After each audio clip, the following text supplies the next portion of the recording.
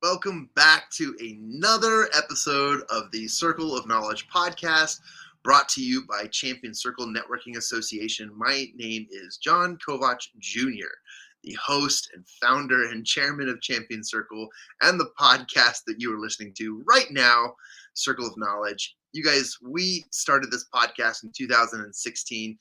Two of my friends and partners in business, we huddled around a small microphone in the basement closet of their house and started recording episodes where we were reading books and talking about the things we were learning, extracting pieces of knowledge that we thought were important to the world, but also just little nuggets, little tips, little hacks and tricks and tips and things that you could use to power through life, to overcome your business challenges, and to find ways to mastermind excellent resources in your life. I'm here today as we took a 2-week break as I celebrated my wife's birthday. We went to Cancun, Mexico, where we were able to celebrate her 29th birthday, which was pretty fun. I also took the opportunity to propose on a surprising date on her birthday, which was at 2:22 p.m. on February 22nd, which is 2/22 on the year of 2022. It was quite exciting. She had no idea, and we had some fun. It was a really great time, and she had never been to Cancun, so that was a really exciting trip. So we are back on top of our schedule, and we've got a full, awesome opportunity today to learn from amazing professionals. Given that, I just want to make a huge shout out to Eric Swanson and the Habitude Warrior conference masterminds and groups, who is leading the charge also in the current 13 Steps to Riches project, which is our book project. And I always have a copy here next to me. The 13 Steps to Riches is the accumulation of the steps that Napoleon Hill teaches in his book, Think and Grow Rich. And I happen to be also a featured author in this series. And we have book 5, volume number 5, already in pre-sales, a #1 bestseller coming out in it's March 4th, so it comes out in 11 days. March 15th is our launch date, so go check out that on Amazon. Will also be available in bookstores such as Barnes & Noble and more. Really excited to introduce you to one of our guest speakers today. Today you're going to learn from Terry Begue. And Terry started his painting business fresh out of high school with no money, no experience, and no connections. And he failed miserably, he says. He was refusing to give up, though, and he began perfecting his people skills, and his business blew up. Today, Terry is an international speaker and author of Attract and Keep Customers for Life: 4 abilities to build trust, communicate your value, and charge what you're worth. I love this. I'm actually dedicating 2022 to learning the processes of sales, communication, and relationships. And I have just been consuming books and books and books on this topic. So I'm really excited to learn from Terry. And I'm also just really, really pumped up to have him share some knowledge with y'all. Terry lives in Hartville, Ohio, with his wife of 44 years, Lisa. Oh my gosh, that is amazing. And he has a son and a daughter, and is a proud grandfather of 3. Well, this man has definitely seen some awesomeness in his life. And we were just talking backstage about how, 44 years of business and work, and how it's just so impressive to know people who are able to carry on and to keep up the spirit of awesomeness as they work through their work. Let me introduce you guys and bring to the stage Mr. Terry Begue. Terry, thank you for joining me on the podcast. How are you today? And how are you feeling? 44 years of business, that's incredible. Oh, I'm feeling great, Jon.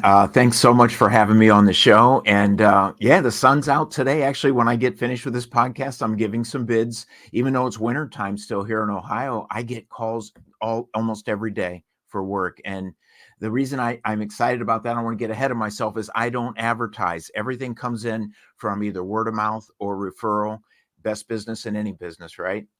amazing. And I've got a list of questions to talk to you about that and to dive in, because I know that many of our listeners do own their own businesses. They're working in their own jobs. They've started their plumbing business, their painting business, their contractor's business, and some of them are working on more of a product-based business. They're inventing, they're creating, they're delivering. But we'll get into that. But let's get to know you first. Obviously, I read your impressive bio, and I actually had a lot of fun reading that. But I know that the listeners are anxious to hear from your voice. Could you tell us a little bit about that beginning story, the upbringing of Terry starting his painting business right out of high school and then failing miserably and moving on? And how did you get here? The main question is, and I'm going to give you the mic for 5 minutes or so, but tell us a little bit about that journey and how you got here today. Yeah, absolutely. I love telling this story, actually. And I always feel like I'm talking too long. So giving me 5 minutes, it shouldn't take that long. But when I started, as I mentioned, while I was in high school, I had an older brother who was putting himself through college. So he was painting houses, knew a little bit more than me.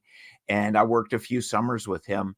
But I realized after that, I'd taken a couple of jobs right around my senior year in high school and shortly after.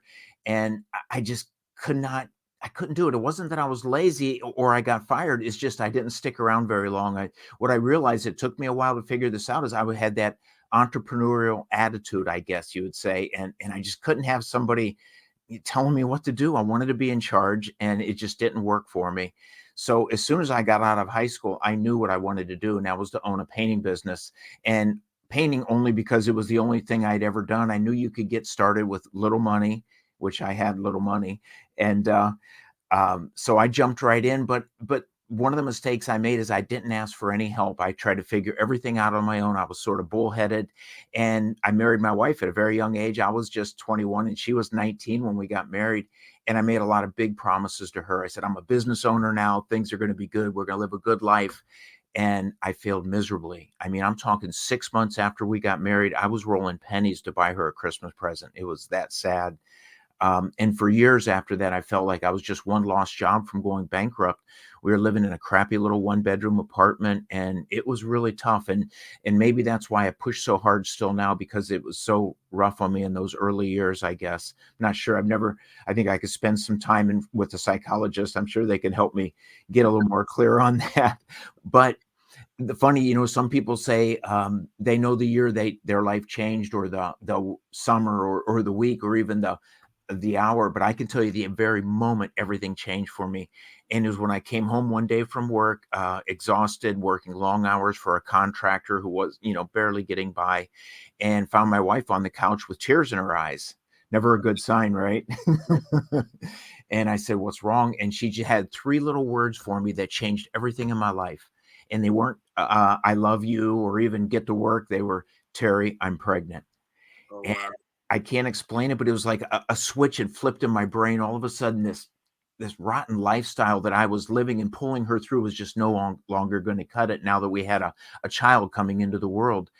And even though I didn't really learn anything new, I changed one thing. I took action on everything that was going to happen. The first thing we do is we sat down and we wrote out a list of what our life was going to look like. And that included things like a new house, and doubling or tripling my income is what it was going to take to do that, and do it all before our son was born. And I got really, really busy. I changed everything. The first thing I did is I quit all the contractors I was working for, and I changed my customer base out quickly. But long story short, let's fast forward just 8 or 9 months. My son's a few weeks old. We had just moved into our 3-bedroom brand new house. I had doubled my income in that time and doubled it again over that next year. And everything we had dreamed about happened after that. And I know you're probably wanting to know what I did, but I'd like to just tell that story part for now. And my changing point, though, is when I just decided to start taking action. Brilliant. I felt like you've done this before. You've caught us up on the life story, and we're almost to the present, which is amazing. I know that many listeners are probably dying to figure out, like, how did you do it? How did you overcome that? But I want to tackle that pregnancy conversation, because that is a huge realization. I've seen it in human beings, and I've experienced it through watching family and so forth. But I just know that when you realize, oh man, we're bringing a child into this world, there's a flip of a switch, and you realize I am no longer able to be as reckless or as it's as indecisive, or even just Mhm. like as infrugal. I'll use that word. I don't even know if that's a real word, but with your Mhm. time and with your management and with your resources, and Mhm. that's a huge, excuse me, that's a huge realization. It was a scary time in my life, and the only thing I knew to do was get proactive. And Wow. even I mean, I took so much action, John. It's going to sound crazy that even the wrong action to me was better than no action at all. Because for so many years in my life, those first 8 or so years, I was just reacting to what life gave me, and not thinking about it, or even to having the initiative to look at what I could do to change things. And once you change and look at life that way, like you have control over what happens next month, next week, next year, and you can turn things around. And sometimes I talk about it being more like a marathon than a sprint. For me, it all changed really fast, and it was just because I had this fearless attitude, and I just went forward. That's brilliant.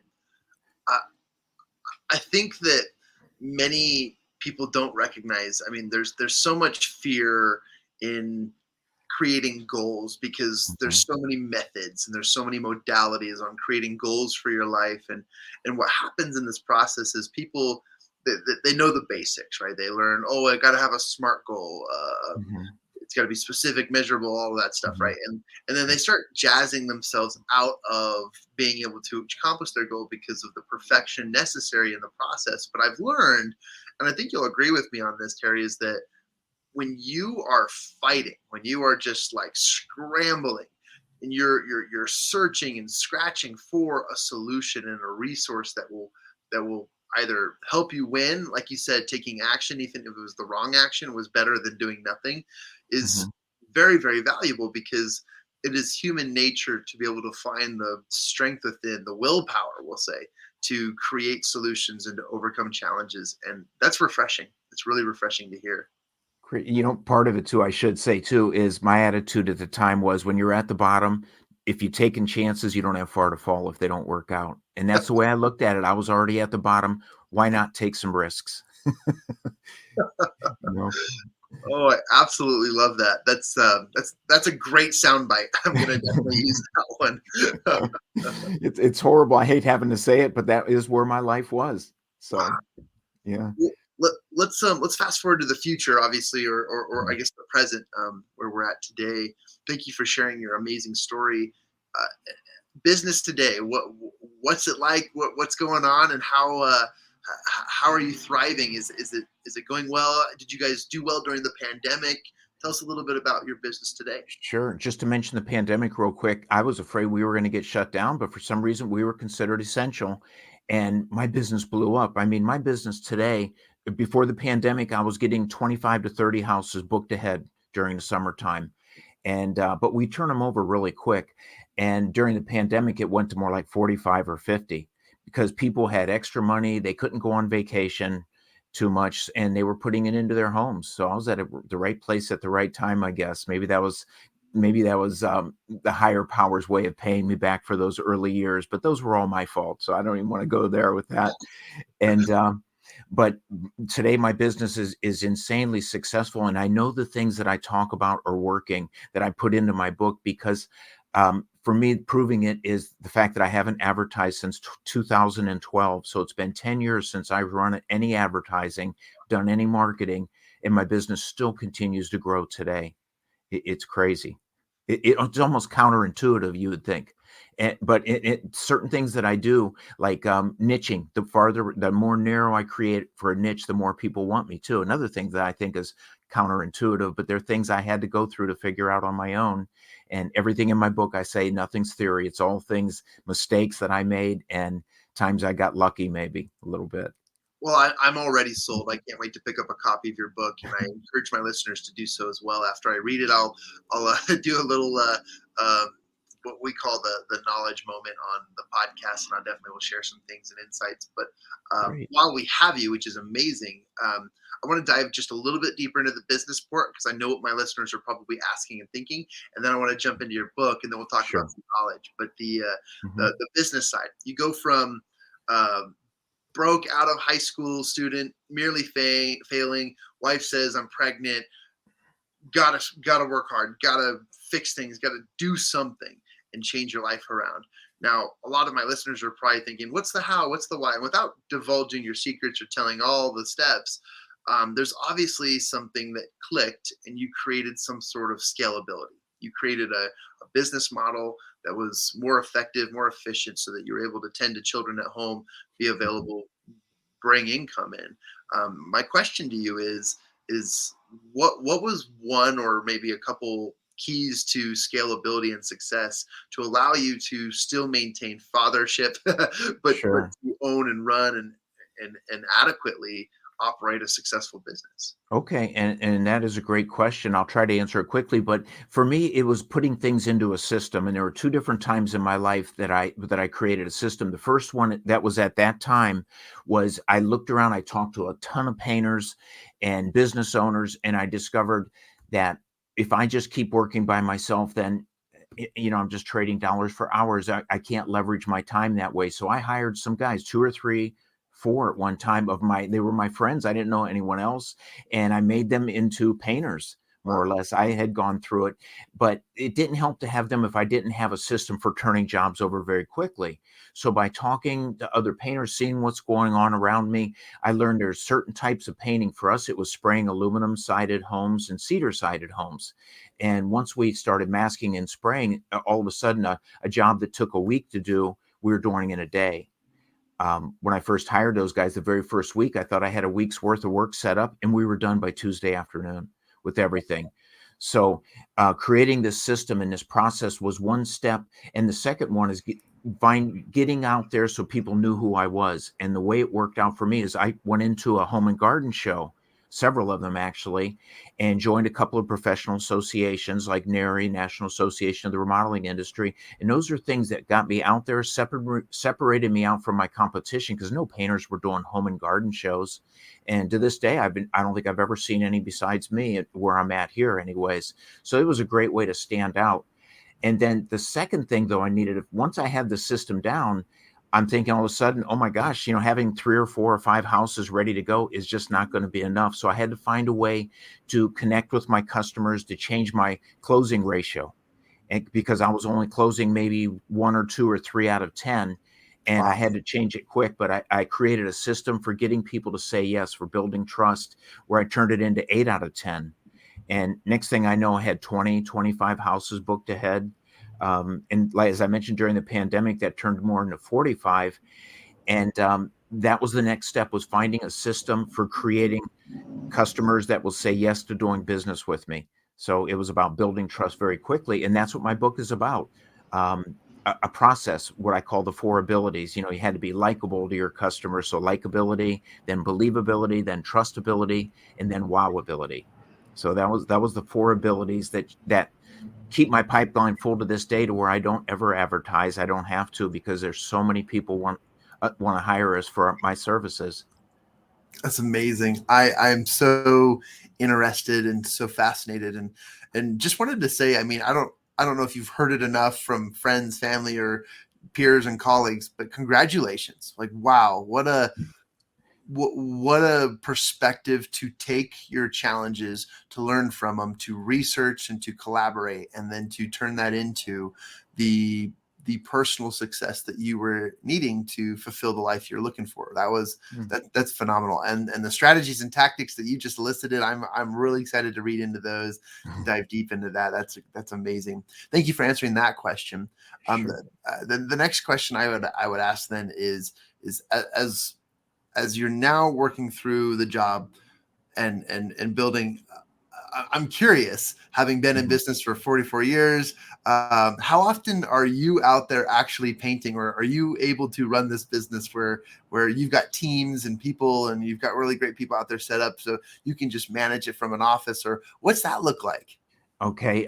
Well, I guess this is where it probably seems a little bit different because with my business, I easily, with the amount of work that I can get and afford to set up second and third crews, I'm just by myself Okay. with my crew. I mean, just one company. At one time, I had two crews, and even three for part of a summer. And honestly, I probably could have made it work. Maybe I'm not a good leader, I guess, but I wanted to be right there with my customers. I found if I just choose the very best, easiest, highest paying jobs with the best customers, that I was able, almost my bottom line came down almost the same as when I had two crews because there Wow. were things I couldn't control.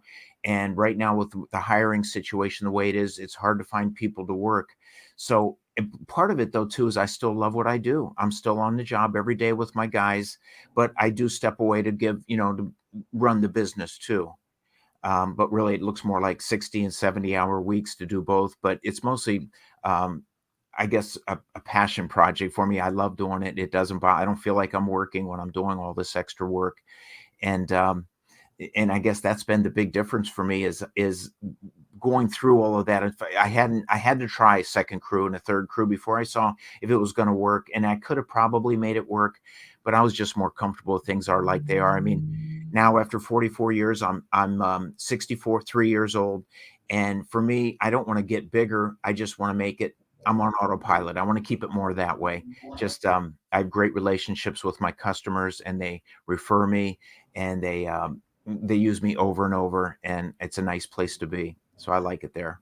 I love this answer, Terry, because you know, based on unpopular opinion, the gentleman on Wall Street would argue and say, Mhm. scalability is all about Yeah. reproducing and duplicating yourself and stepping out of the. But your answer, and this is what I gather from it is, I want to continue to be there with my customers. I want to Mhm. be in the in the trenches, and that speaks just volumes of who you are, what your attitude is, and how you take care of people. And it just, in my opinion, it's a greater answer than the ones who said, yeah, we hired out teams, we quickly scaled, and we make 6 7 8 figures a year. And it just, I love your answer, so thank you for that and your Mhm. honesty. and Sure.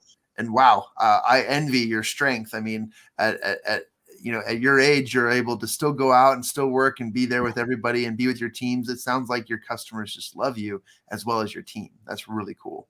I like to think so. I don't know. I'm always checking in, and that's a big thing is always be questioning your customers to make sure you're all on the same page. And with my crew, I've had other podcasters ask me, how do you get along with your crew? How is it that you all understand each other? And for me, is we talk every day. I mean, the first thing we do when we go onto a job, which a lot of times it's a new job every day because we turn them over so quickly. The first thing we do is we walk around the house. I introduce them to the owners if they're there, and that way they're more engaged with the job. And we're always all on the same page. What the goal is, what the level of satisfaction that we're trying to get to is. So it does keep things on track. And maybe that's one of the reasons I couldn't grow my business with more crews is because I couldn't spread myself that thin. But really, the bottom line is I know I could have. I just wasn't comfortable doing it. So it's Fantastic. Well, let's shift gears here, and I'd like to kind of pour into you and ask if what's a piece of knowledge, a nugget of knowledge that you would like to share with my audience mhm. to help them understand a principle, maybe a lesson or something that you've learned over these years, or just one lesson that you can share with them that they can take away with them today. And then obviously we'll lead into whatever we want them to do with that knowledge. So we want them to take action. But I'd like to give you the floor. And what's a nugget of knowledge you could share with them that they should know? Sure. It's just a question for me of which one, because in my book, it's really 6 chapters, those 4 abilities. And then I talk about personal branding in the front and the power of testimonials in the back. And in each one of those, there's 8 or 10 of those little nuggets. But the one I'm thinking about my book, the one I probably repeat the most in the book is focus first on your people skills. It'll speed your success faster than your technical skills. My customers, I don't tell them we're the best painter out there, or and they know I'm not the cheapest because if we're going to do less houses, I want to make more money. And they know I'm probably the highest one. Most do, but they hire me anyways because they want to be able to make the comfortable choice. So where was I going with that? Your people skills. Um, I think we do the best job out there, but I know a lot of other painters that when I look back at a job that they've done, it looks just as good as ours. And so it's hard to stand out with your technical skills if the goal is to stand out, but in your people skills, it's much easier. And those are the things that caused my business to really take off. Sitting down with the customer. If at the time, those early years, I didn't drink coffee, but when I was giving a bid, if they asked me if I wanted a cup of coffee, I sat down because it gave me a chance to talk to them and connect with them. Little things like commonality. I let them see that I live in the same town as them. I have kids just like they do, because people tend to do business with people who are more like them.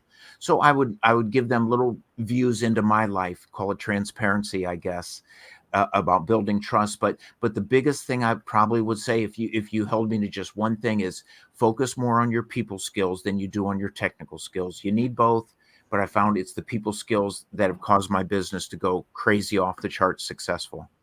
That's amazing. I love this answer. We've had multiple conversations on this show about how to approach people, how to maintain relationships, and so forth. I can't wait to dive into the book. I'll just keep saying that. But what's of that knowledge, and I know that there's so many principles to choose from, but of that knowledge, what is something you could challenge my listeners to take immediate action on today? Because information and knowledge is useless if we don't use it for good and do something with it. So what's something that you could challenge them to take action on? An actionable item. I'm going to go to my chapter on wowability, okay, which I call referability for the Okay. most part. It's blowing customers away with service. What I would challenge them to do, if they don't have testimonials or they're not using them, call up a couple of your best customers. I mean, if you treated them right, they'll be happy to say a few nice things about you, and get a couple of testimonials and start using them either in your marketing or even in your sales presentation. I have a list I used to hand my customers. I don't so much anymore. But if you go to my website, at my painting website, that is, they can click on testimonials, and there's 70 or 80 or maybe 100 of them on there, of customers just like them who love what we do, and they talk about it, the things that they love about us. And when people see that other people like them have had a good experience, and they see dozens and dozens of those, it makes it easier to sell the job. A lot of them are sold before they ever even talk to me. If they call me for an estimate, I'll say something like, have you been to my website? And if they haven't, I said, well, check us out at beguepainting.com. And if I know if they have, because they're usually already sold by the time we meet, if they've looked at our website, and I have a lot of video testimonials there as well, probably even more powerful. If you can get those. So call up a few customers. And if you're brand new to business and you don't even have any customers, there's nothing wrong with getting a personal recommendation. You could go to maybe the minister in town, or a business owner that you just have a connection with, somebody who can speak to your good character, to get those first. Maybe work for a relative and just let them know, hey, I'm doing this at a discounted rate, but I'm really looking for a great testimonial. So let me blow you away with service, and then help me tell the world about it. Fantastic. I'm eating this up. My notes are flying off the table here. I wanted to put your website up in our chat section, and it looks like we got it. Okay, there we go. And I have the one that you have, which is terrybegue.com. If you want to go check out Terry, he's a great speaker. Obviously, you can hear from his voice. He's very, very well voiced and profound in his words, and he knows what he's saying. He's also an author, so go pick up a copy of his book, and remind me the title of your book. That way we can send them that direction. Sure. It's called Attract and Keep Customers for Life. And that's it. But if you go to Amazon, what I want to say, you'll pay, it's like 14 something for the book, I think. But right now, here's another URL, if you don't mind. Yeah, absolutely. If you go to the number 4, the4abilities.com, you could get my book for free, because I just created an expanded edition, and we want to celebrate that. And we came out with a new course, and in order to do that, I'm just charging. It costs shipping and handling. So if it's in the United States, it's going to be $5 or $6. Outside of the United States, it's about twice that. But the book is free. Just pay shipping and handling. But that's at the4abilities.com. Wow. That's very generous, and very exciting too, to celebrate a new edition and to go forth. That's amazing. Let me put that up here in the chat section. Team's got it. Perfect. We'll bring that up. So the Great. 4abilities.com. Yes. Amazing. And that's what the book is all about, those 4 abilities, but it's those 4 things that have caused my business to not ever need to advertise again. And and still, I should mention, I still turn away almost as many jobs as I take, because when I mentioned to you I wanted to just narrow the focus, we try to just do everybody calls us about painting, but I say I'm sorry, and I feel bad when it's a past customer, but I say I'm sorry, but because of the demand for our services, I change it on my answering machine. I say, because of the demand, I'm only able to take aluminum and cedar sided homes right now. I'm so sorry about that. But I hate to just say no without recommending them to somebody else. So I always try to find other painters who do those things and send them to those people. I think what my listeners are probably in awe of right now, Terry, is that you're a genuine human being. You care about people, your customers, you care about the interactions.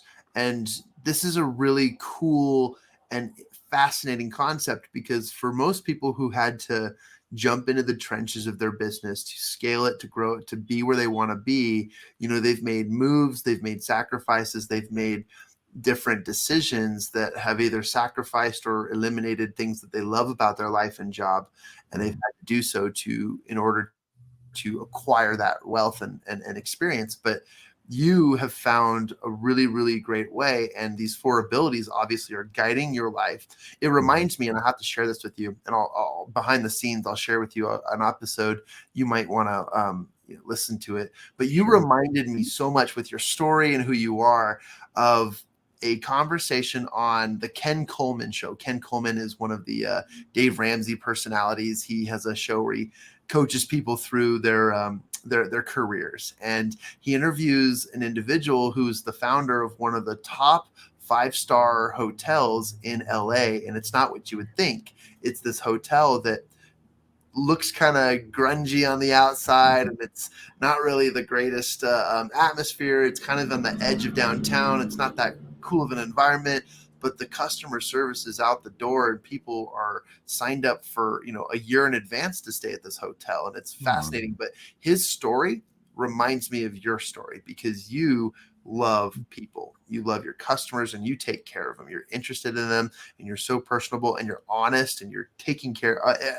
I'll send you the episode. It's such a cool comparison, but you reminded me so much of this amazing business owner out of LA, and here you are running an amazing painting business, and I was just excited to make that comparison, so wanted to share that with you. I'm flattered. Thank you so much. I'll have to check that out too. I would love to hear that podcast. So I think you'll find it fascinating, and then you'll be like, "Oh, you missed step 4 of my 4 abilities, because there's something else you could be doing. You could make them $1 million. Who knows?" Right? Yeah. Oh, that's funny. I forgot. I was going to say something about in reference to that, but one of the things I just added to my book I wanted to say is the bottom line is what we lose. And I talk about how customers are lost and what it costs to get one back. That's part of the new stuff I put in. But I kind of summarize all that with saying the bottom line is you start losing customers when you stop loving them. It's plain and simple, and that's really it. And I don't mean to go crazy with all of this, but I don't think you can do too much when it comes to that sort of thing. And my book is just filled with ways to do that without going over the top, I guess, and looking almost like a strange, I don't know, scaring people away maybe if they're doing too much. But I think it's a nice mix. And then the things that I just added to the book with the new edition is things about why customers leave and how to get them back, things like that. Kind of taking it to the next step if something bad happens. That's amazing. Quick rapid fire questions before we close this up. Okay. Do your customers know that you're an author, and do they know that you have written a book about your experience and how to work with them? Not really. Sometimes I like it. I do have, if I send an email to them, like the proposal in an email, below my signature line, it says author of Attract and Keep Customers for Life. But I really haven't done anything big. My local newspaper did a story on it. Oh, So cool. some of them do, but probably maybe half at the most. But the ones that do find out about it, that are getting bids from other painters, they always go with us. They say, this guy wrote a book about this. So So no, I'd say maybe half of them do. Awesome. And I know my audience is just curious. What's your favorite book other than your own? What's your favorite book? Probably, Think and Grow Rich. I would Really? have to say that. I think one of the old classics. When I was making those changes, that's when I started reading those books back there. I know they look like trophies, but they remind me of that time, and everything in those books I've used in my business. But I think a lot of it started with Think and Grow Rich. I would think. Yeah, I think so. No I one's am. ever asked me that before. I'm glad to be a little bit different. I'll turn my camera over, and you can just see It looks like we've mine. got a Oh, library. I've color coded because of my ADHD, but um, I would definitely say that they do become trophies, but they become part of you, and I yeah. love that and agree with that. Thank you for sharing that, and Sure. Terry, I can't say it enough. Thank you, thank you, thank you, thank you for being on our show. A breath of fresh air, and I have so many more testimonials and reviews I'd like to share with you that I can do in written form and video form. But I want to sing praises to what you do and how you do it. I just appreciate your genuinity.